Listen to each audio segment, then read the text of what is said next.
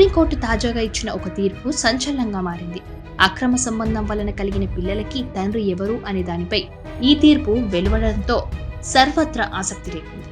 భర్త భార్య వివాహ సంబంధంలో ఉన్నప్పుడు, వారు ఇద్దరు కలిసి గడిపే పరిస్థితుల్లో ఉన్నప్పుడు, భార్య వేరే వ్యక్తితో అక్రమ సంబంధం కలిగి ఉందని పేర్కొన్నా సరే ఆ పిల్లవాడిని భర్త కుమారుడిగానే గుర్తించాలని జస్టిస్ సూర్యకాంత్ ఉజ్జల్ భుయాన్ నేతృత్వంలోని ధర్మాసనం స్పష్టం చేసింది.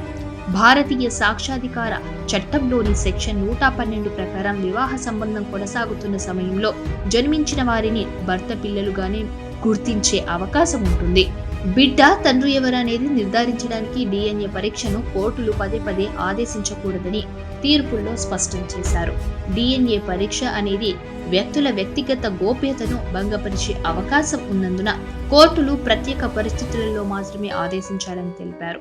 DNA పరీక్ష వ్యక్తిగత గోప్యతను భంగపరిచే అవకాశం ఉందని, ఇది వ్యక్తి ప్రతిష్ట, మానసిక ఆరోగ్యంపై తీవ్ర ప్రభావం చూపించవచ్చని కోర్టు అభిప్రాయపడింది. అక్రమ సంబంధం ఆరోపణలపై DNA పరీక్షలు చేయించడం ద్వారా వ్యక్తుల సామాజిక జీవనానికి హాని కలుగుతుందని కోర్టు పేర్కొంది. వాస్తవానికి ప్రస్తుత కాలంలో అక్రమ సంబంధాలు పెరిగిపోయాయి. అవి హత్యలకు దారి తీస్తున్నాయి.